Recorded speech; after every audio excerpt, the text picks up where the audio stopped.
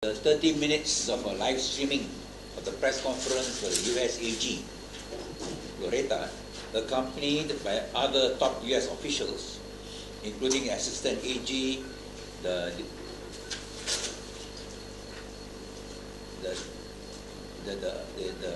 attorney in the District of California, the FBI Deputy Director, and others at Malaysian time 11:30 p.m. last night on the invocation of the US Kleptocracy Assets Recovery Initiative to recover more than $1 billion obtained from corruption involving the Malaysian Sovereign Wealth Fund, 1MDB, have been the most shameful, mortifying, humiliating experience for me as a Malaysian.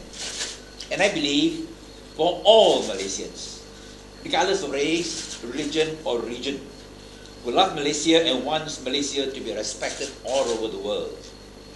Imagine Malaysians who have dignity and pride about their nation, having to listen to the US AG, Lynch, telling the whole world, and I quote, "The Department of Justice will not allow the American financial system to be used as a conduit for corruption," and the subject is Malaysia.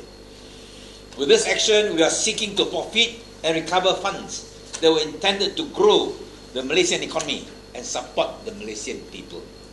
Instead, they were stolen, laundered through American financial institutions and used to enrich a few officials and their associates. Corrupt officials around the world should make no mistake that we will be relentless in our efforts to deny them the proceeds of their crimes. Or the US Assistant AG, Caldwell, who said, according to the allegations in the complaints, this is a case where life initiates art.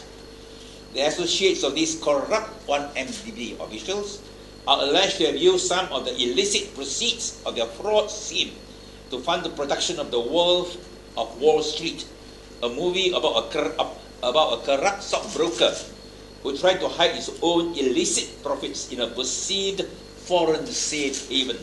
But whether corrupt officials try to hide stolen assets across international borders or behind the silver screen, the Department of Justice is committed to ensuring that there is no safe haven. And the subject, Malaysia.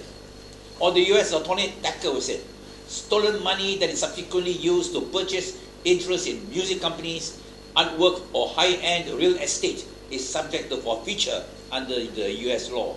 All of us are committed to sending a message that we will not allow the US to become a playground for the corrupt, a platform for money laundering, or a place to hide and invest stolen riches. Or the FBI Deputy Director McCabe, who said, the US will not be a safe haven for assets stolen by corrupt foreign officials. Public corruption, no matter where it occurs, is a threat to a fair and competitive global economy. The FBI is committed to working with our foreign and domestic partners to identify and return these stolen assets to their legitimate owners, the Malaysian people. Or Richard Weber of the IRS Criminal Investigations, who said, today's announcement underscores the breadth of the alleged corruption and money laundering related to the 1MDB fund. We cannot allow the massive, brazen and blatant division of billions of dollars to be laundered through US financial institutions without consequences. I think never before in the history of Malaysia have suffered such humiliating, mortifying, and shameful excoriation at the global level by a foreign country. I believe many Malaysians share my shame and sorrow last night that the good name of the country, diligently built up generations of patriotic Malaysians in the past 6 decades, have been brought so low as to be equated with the most corrupt and the most heinous of global embezzlement, money laundering, and corruption, catapulting Malaysia to one of the top nations of the world in the league of global corruption. Yesterday morning, when it was reported that the US authorities were set to seize assets linked to 1MDB, in the largest asset seizure in US history in the war against global corruption, I had asked whether yesterday's cabinet meeting had discussed the breaking news in the US. I said that if these breaking news reports were true and correct, it would be a day of infamy for Malaysia. A combination of the host of global infamies which the country has suffered in the past year, from being named by the international website foreignpolicy.com as the host country for the world's third worst corruption scandal of 2015 at the end of last year, to be cited by Time magazine in March this year as the second worst example of current global corruption, and in May, rising to number 2 in the economy's impact of crony capitalism, just behind Russia, all because of the PM's twin global scandals, 1MDB and donation. It has in fact turned out into a day of infamy, a day when all Malaysians who love the nation, regardless of race, religion or region, can only cringe in shame and cry as to why their beloved country had been brought so low as to suffer such international humiliation. The government has so far come up with very lame and tame responses. PM's press secretary Tunku Sarifudin said that the government will fully cooperate with any lawful investigation of Malaysian companies or citizens in accordance with international protocol, and the Malaysian authorities have led the way in investigations into 1MDB. The facts are very opposite, with the Auditor General's report on 1MDB still classified under the OSA, while Malaysians and the world will not forget the purges involving the DPM, a senior minister, the AG, and chiefs of key investigating and enforcement agencies who were regarded as independent and professional enough in wanting to get to the bottom of Najib's twin global scandals. Communications and Multimedia Minister Saleh has urged the people not to jump to conclusions in regard to claims about 1MDB made in the US. Surely the government, from the Prime Minister and new AG onwards, were not caught by surprise by the actions of the US Department of Justice under the Kleptocracy Assets Recovery Initiative.